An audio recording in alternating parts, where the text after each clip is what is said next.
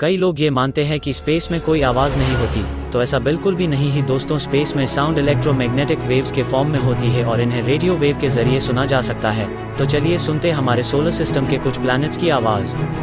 Number 1 sun. Number 2 Mercury.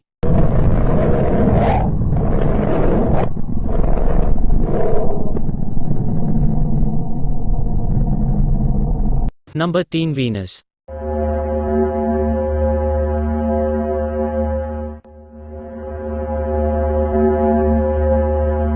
Number 4 Mars.